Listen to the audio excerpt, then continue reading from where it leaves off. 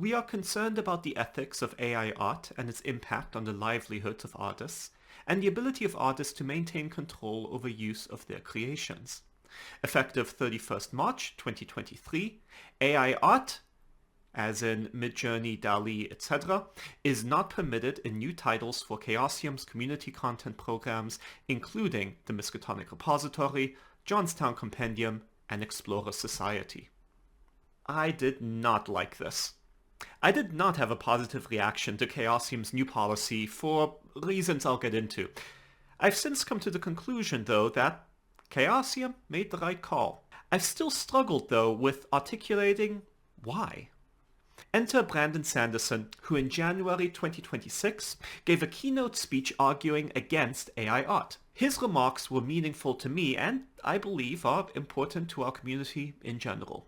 Greetings, Miskatonic Repository. My name is Heinrich Mohr, and I want to talk about AI art. More specifically, I want to talk about what Sanderson's speech meant to me. Now, I don't have any strong feelings towards Sanderson as an author. I've not read the Stormlight Archive, or the Mistborn Saga, or indeed anything written by him. That's not a boast. If anything, it's a mark of my own ignorance. But his speech, The Hidden Cost of AI Art, really affected me. And I encourage all community content creators to go watch his speech in full. In summary, though, Sanderson argues that although there are many things problematic about AI art, from the use of copyrighted material to the environmental concerns, AI art is uniquely different for removing the human being from a product to which the human being is a necessary component. Sanderson argues that as a society and as individuals, we should define art to mean a thing that is produced in a way that is inseparable from the human creating it. As he states, remember, art is not just a story. It is not just a painting or the sculpture or whatever else you love to create. It's also the process of creation and what that process does to you. We make art because we can't help it. It's part of us. We understand what it is. We are drawn to it because we are of the same substance. We are the art. I think this sentiment is especially relevant to community content creators like those on the Miskatonic Repository. By and large, I believe we create entirely or in part out of a sense of personal fulfillment rather than commercial success. We create because of who we are and because of what we become as a result thereof. Ours is an act of self-creation. Let me share my own story. My first step into the world of TTRPG community content was with the scenario Unremembered. I wrote the scenario after being inspired by shows like True Detective.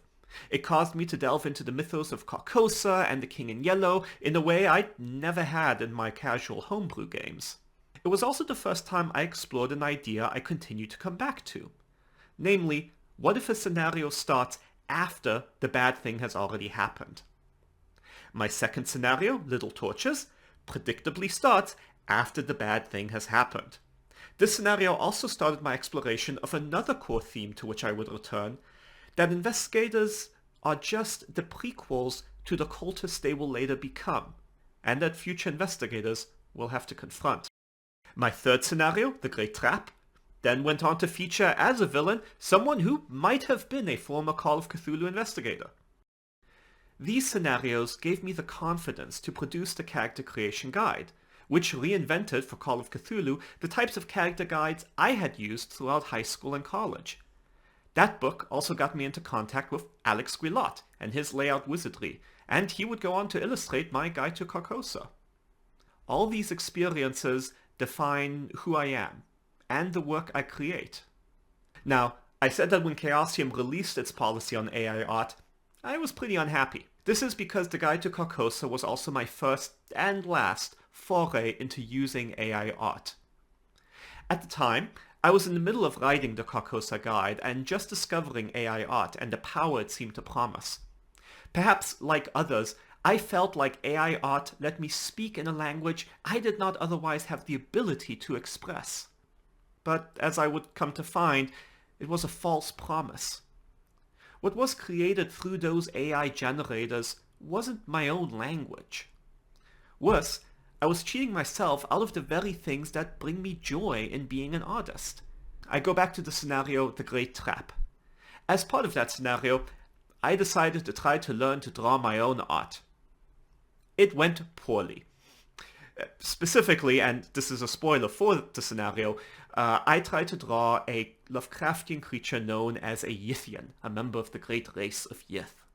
Hours were spent on this drawing. Ultimately, it turned out so poorly that I used a Microsoft Word filter to try and improve it, though in so doing I made it largely unrecognizable as something I'd drawn. But that's the point, isn't it? This was mine. Without the process and the failures involved in its creation, the scenario would not be what it is. And I would not have become the artist I've become. I don't get to be who I am without the work and the struggle I invest. And I don't want anyone to be denied the opportunity to have the same, and to them, unique experience. I am for that reason grateful, now, to Chaosium's policy prohibiting the use of AI art. It kept me from making a massive mistake with the Carcosa Guide. I encourage you to think about your own experiences. How has each of the scenarios you've released, edited, or created art for helped develop you into the artist you are today?